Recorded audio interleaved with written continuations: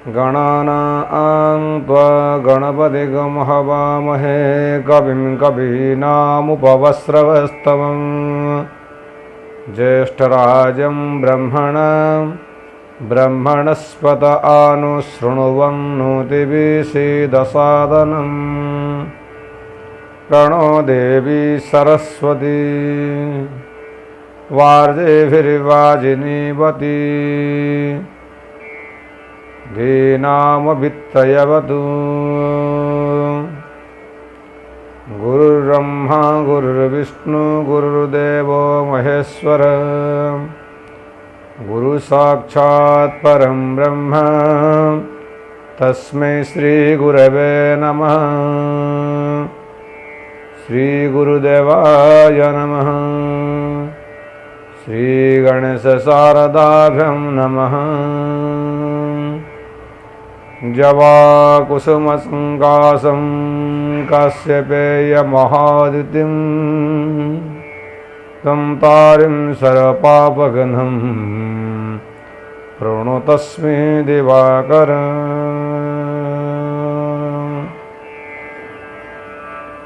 जय श्री राम। सभी ज्योतिष प्रेमी श्रद्धालुओं को हमारे दिव्य कथा करुणाकर पंडा यूट्यूब चैनल में सदा सर्वदा स्वागत है। तो हम ज्योतिष विद्या शिक्षा करने का जो पहला एपिसोड अब तक पहुंचा चुके हैं। आज का जो विषय है सेकेंड एपिसोड अर्थात द्वितीय अध्याय। तो आज के अध्याय में हम आपको प्रथम अध्याय में जहां विश्राम दिए थे वहीं से प्रारंभ करेंगे। अतएव आपको अभी तक ज्योतिष का ज्ञान तो नक्षत्रों का अक्षर तक पहुंचे हैं आप, नक्षत्र का अक्षर कितना है आप पहुंचे हैं, परंतु नक्षत्रों का जो चरण अर्थात कौन से नक्षत्र कौन से राशि में कितने तक हैं इसके बारे में आप जानकारी चाहेंगे, जिसको नक्षत्र चरण बोधक राशि चक्र कहा जाता है।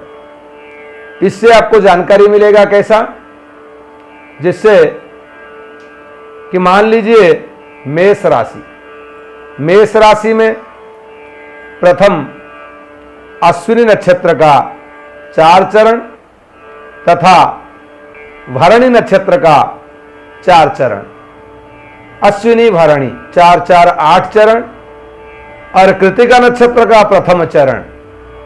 ऐसे ही बनता है एक राशि में 9 चरण की, एक राशि में 9 चरणों का जैसे संबंध रहता है, उनके साथ जड़ित रहते हैं। तो ऐसे हम आपको आगे बताएंगे कि राशि चक्र कौन से राशि में कौन सा नक्षत्र का कितना चरण युक्त रहता है, तो इसके बारे में हम जानेंगे आगे। तो आइए भृगु संहिता फलित प्रकाश ग्रंथ से चित्र के माध्यम से ही आपको हम समझाएंगे। आप भली भांति देख भी सकते हैं, सुन भी सकते हैं। अगर आपको आगे कुछ परेशानी ना हो इसीलिए आप नोट भी कर सकते हैं। तो आइए आगे चलते हैं। हर हर महादेव। अब आगे देख सकते हैं आप नक्षत्र चरण बोधक राशि चक्र, जिसे नक्षत्र चरण कहा जाता है। राशियों का नाम भी यहां है मेष राशि। अश्विनी तथा भरणी नक्षत्र के 4 चरण एवं कृतिका नक्षत्र का पहला चरण, इन 9 चरण के साथ मेष राशि में ही युक्त रहते हैं। उसके बाद वृष राशि में कितना चरण कौन से नक्षत्र में रहता है ये भी जानेंगे। कृतिका नक्षत्र का अंतिम 3 चरण, रोहिणी नक्षत्र के 4 चरण तथा मृगशिरा नक्षत्र का पहले 2 चरण। इससे वृष राशि में ही संयुक्त रहते हैं, इसे वृष राशि कहा जाता है। मिथुन राशि मृगशिरा नक्षत्र के अंतिम 2 चरण, आद्रा नक्षत्र के 4 चरण तथा पुनर्वसु नक्षत्र का पहला 3 चरण, इससे मिथुन राशि कहा जाता है। कर्क राशि, पुनर्वसु नक्षत्र का अंतिम एक चरण तथा पुष्या और अश्लेषा नक्षत्र के 4 चरण, इसे कर्क राशि कहा जाता है। सिंह राशि, मघा तथा पूर्व फाल्गुनी का 4 चरण एवं उत्तरा फाल्गुनी नक्षत्र का पहला 1 चरण, इसे सिंह राशि कहा जाता है। कन्या राशि, उत्तरा फाल्गुनी नक्षत्र के अंतिम 3 चरण, हस्त नक्षत्र के 4 चरण तथा चित्रा नक्षत्र के पहले 2 चरण। 4 3 7 2 9, हर राशि में 9 चरण की आवश्यकता रहती है। 9 चरण संयुक्त रहते हैं परंतु नक्षत्र परिवर्तन होता है। तो आपको कन्या राशि के बारे में हमने बता चुके हैं, इससे कन्या राशि कहा जाता है। उत्तरा फाल्गुनी नक्षत्र के अंतिम 3 चरण, हस्ता नक्षत्र के 4 चरण तथा चित्रा नक्षत्र के पहला 2 चरण को कन्या राशि कहा जाता है। तुला राशि, तुला राशि में चित्रा नक्षत्र के अंतिम 2 चरण, स्वाति नक्षत्र के 4 चरण तथा विशाखा नक्षत्र के पहले 3 चरण, इसे तुला राशि कहा जाता है। वृश्चिक राशि, विशाखा नक्षत्र का अंतिम 1 चरण एवं अनुराधा और ज्येष्ठा नक्षत्र के 4 चरण, तो इससे वृश्चिक राशि कहा जाता है। मूल तथा पूर्वाषाढ़ा नक्षत्र के 4 चरण एवं उत्तराषाढ़ा नक्षत्र का पहला 1 चरण, इसे धनु राशि कहा जाता है। उत्तराषाढ़ा नक्षत्र के अंतिम 3 चरण, श्रवण नक्षत्र के 4 चरण तथा धनिष्ठा नक्षत्र के पहले 2 चरण, इसे मकर राशि कहा जाता है। धनिष्ठा नक्षत्र के अंतिम 2 चरण, शतभिषा नक्षत्र के 4 चरण तथा पूर्वभाद्रपद नक्षत्र के पहले 3 चरण, इसे कुंभ राशि कहा जाता है। पूर्वभाद्रपद नक्षत्र का अंतिम 1 चरण तथा उत्तर भाद्रपद एवं रेवती नक्षत्र के 4 चरण, इसे मीन राशि कहा जाता है। तो आपको भली भांति समझ में आ गया होगा कि कौन से राशि में कौन सा नक्षत्र का कितने कितने चरण संबंध में रहता है। तो आगे चलेंगे राशियों का स्वभाव और प्रभाव जानने के लिए। मेष राशि, मेष राशि जो है वो कौन सा जाति है, स्त्री जाति है या पुरुष जाति है, ये आपको जानना चाहिए। हर राशि के बारे में जानना चाहिए। मान लीजिए मेष राशि, यह राशि पुरुष जाति है, लाल पीले वर्ण वाली, कांतिहीन, क्षेत्रीय वर्ण पूर्व दिशा के स्वामिनी, अग्नि तत्व वाली, 4 संज्ञक समान अंगों वाली, अल्प संततिवान तथा पित्त प्रकृति कारक है। इसका स्वभाव अहंकारी, साहसी तथा मित्रों के प्रति दयालुता, इस प्रकार के विषय में आप जानकारी ले सकते हैं। इससे मस्तक का विचार किया जाता है। जो कोई भी भाव में, मान लीजिए द्वादश भाव रहता है, तो द्वादश भाव में तो आपको कहीं भी अगर मेष राशि बैठा हो, मेष राशि का स्वभाव इसी प्रकार माना जाता है। इससे मस्तक का विचार किया जाता है। तो आपको हमने अभी बताया कि मेष राशि का स्वभाव और प्रभाव कैसा है। उसी प्रकार वृष राशि, मिथुन राशि, कर्कट राशि, सिंह राशि, कन्या राशि, तुला राशि, वृश्चिक राशि, इसी प्रकार द्वादश मतलब जो भी है हमारे द्वादश राशियों के बारे में हम बताते हैं। तो द्वादश राशि के बारे में आपको हम संक्षिप्त में बताना चाहेंगे भृगु संहिता फलित प्रकाश के माध्यम से। अब आगे सुनिए और नोट भी कीजिए। अब हम वृष राशि के बारे में बताने जा रहे हैं। आप ध्यानपूर्वक श्रवण कर सकते हैं, लिख भी सकते हैं। वृष राशि, यह राशि स्त्री जाति, श्वेत वर्ण, कांतिहीन, वैश्य वर्ण, दक्षिण दिशा के स्वामिनी है। भूमि तत्व वाली स्थिर, संज्ञक, शिथिल शरीर, शुभकारक तथा महाशब्दकारी है। इसका स्वभाव स्वार्थी, सांसारिक कार्यों में दक्षता तथा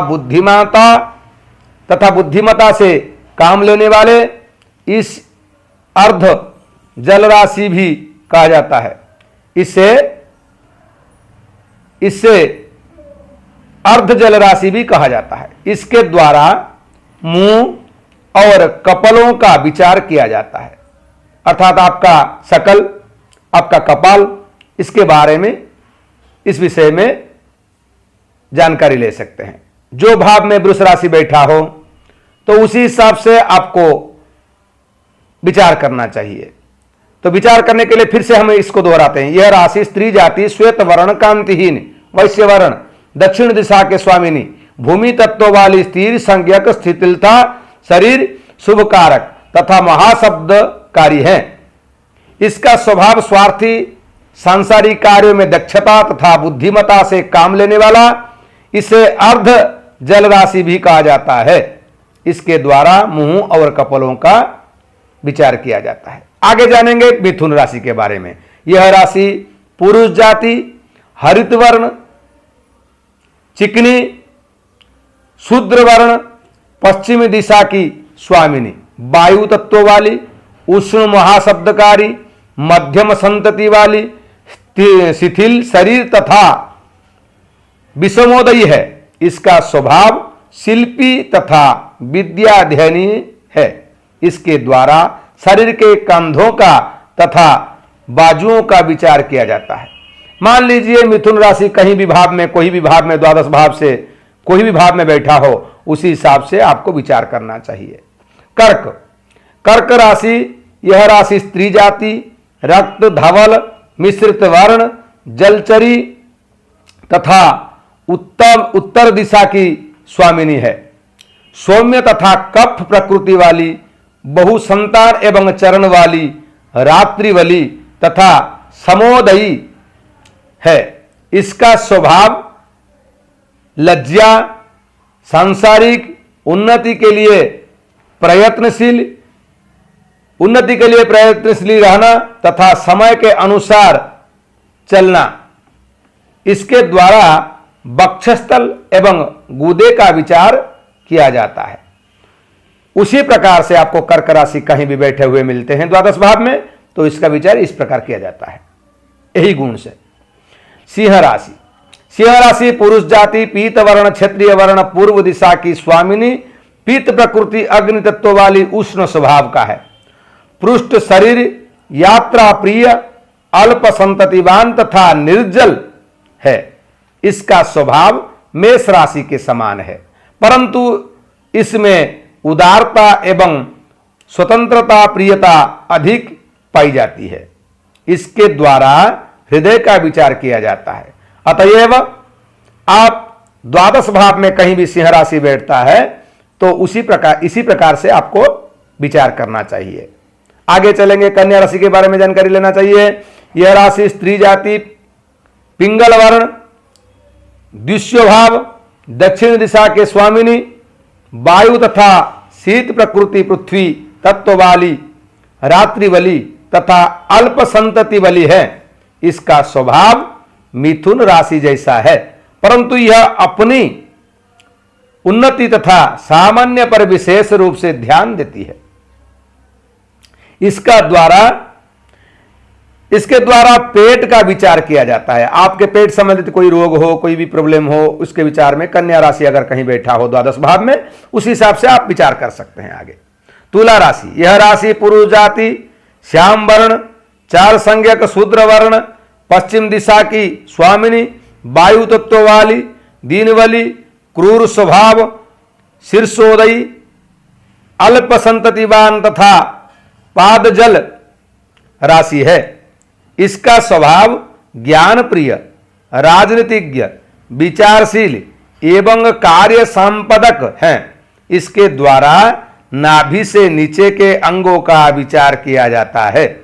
अतएव इसी प्रकार से ही तुला राशि अगर कोई भी भाव में बैठता है तो आपको विचार करना चाहिए यही संबंधी में। तो वृश्चिक राशि, वृश्चिक राशि स्त्री जाति, शुभ्र वर्ण, कफ प्रकृति ब्राह्मण वर्ण, उत्तर दिशा की स्वामिनी, रात्रिवली, बहुसंततिवान तथा ऊर्ध्वजल तत्व वाली है। इसका स्वभाव स्पष्टवादी, निर्मल, दृढ़ प्रतिज्ञ, हठी तथा दंभी है। इसके द्वारा जननेंद्रिय का विचार किया जाता है। तो आपको वृश्चिक राशि को ही विभाव में अगर दृश्य देता है, जहां बैठता है उसी प्रकार से आपको विचार करना चाहिए। धनु राशि, धनु राशि यह राशि पुरुष जाति स्वर्ण वर्ण दिश्य भाव क्षत्रिय वर्ण पूर्व दिशा की स्वामिनी दीनवली पित्त प्रकृति अग्नि तत्व वाली अल्प संततिवान दृढ़ शरीर तथा ऊर्ध्वजल राशि है। इसका स्वभाव करुणामय मर्यादाशील तथा अधिकार प्रिय इस प्रकार के हैं। इसके द्वारा पांवों की संधि तथा जंघाओं का विचार किया जाता है। मकर राशि, मकर राशि स्त्री जाति पिंगल वर्ण रात्रिबली वैश्य वर्ण दक्षिण दिशा की स्वामिनी है। पृथ्वी तत्व वाली शिथिल शरीर तथा वात प्रकृति है। इसका स्वभाव उच्च स्थिति का अभिलाषी है। इसके द्वारा पांव के घुटने का विचार किया जाता है। उसके बाद कुंभ राशि, कुंभ राशि यह राशि पुरुष जाति विचित्र वर्ण वायु तत्व वाली शूद्र वर्ण त्रिदोष प्रकृति वाली पश्चिम दिशा की स्वामिनी उष्ण स्वभाव ऊर्ध्वजल मध्यम संतान वाली शीर्षोदय क्रूर तथा दीन बलि है। इसका स्वभाव शांत विचारशील धार्मिक तथा नवीन वस्तुओं का आविष्कार करता है। इसके द्वारा पेट के भीतरी भागों का विचार किया जाता है। अतएव कुंभ राशि जहां कहीं भी द्वादश भाव के अंदर जहां कहीं भी बैठता है उस हिसाब से आपको विचार करना चाहिए। तो मीन राशि यह राशि स्त्री जाति पिंगल वर्ण जल तत्व वाली ब्राह्मण वर्ण उत्तर दिशा के स्वामिनी कफ प्रकृति तथा रात्रि बलि है। यह पूर्ण रूप से जल राशि। इसका स्वभाव दयालु दानी तथा श्रेष्ठ है। इसके द्वारा पैरों का विचार किया जाता है। आपको अभी द्वादश राशि के बारे में ग्रहों का स्वभाव और प्रभाव के बारे में जानकारी मिल चुका है। तो इसी से आपको समझ लेना चाहिए किस प्रकार आप विचार करेंगे द्वादश राशि के बारे में। अब हम आपको बताने जा रहे हैं ग्रह के बारे में। आगे के एपिसोड में आपको ग्रह का विचार के बारे में बताएंगे। कौन सा ग्रह का कौन सा प्रकृति है, क्या काम करता है वो ग्रह, उसका नेचर कैसा रहता है, उसका सब कुछ स्वभाव कैसा रहता है, प्रभाव भी कैसा रहता है, हम 9 ग्रहों के बारे में आगे बताएंगे। तब तक आपको नमस्कार। तो आपको अभी द्वादश राशि के बारे में भली भांति जानकारी मिल चुका होगा। हम विश्वास से कहते हैं अगर आप इस प्रकार पहला episode, second episode, third episode ऐसे आगे चलेंगे हमारे साथ तो आपको अवश्य ज्योतिष के बारे में जानकारी मिल जाएगा। तो अब हम आपको द्वादश राशि के बारे में जानकारी दे चुके हैं। आगे एपिसोड में ग्रहों का स्वभाव और प्रभाव, ये राशियों का स्वभाव प्रभाव के बारे में आप जान चुके हैं। अभी ग्रहों का स्वभाव और प्रभाव के बारे में जानकारी लेना बाकी है। तो इसीलिए अगले एपिसोड को आप इंतजार कीजिए। तब तक हर हर महादेव, जय श्री राम।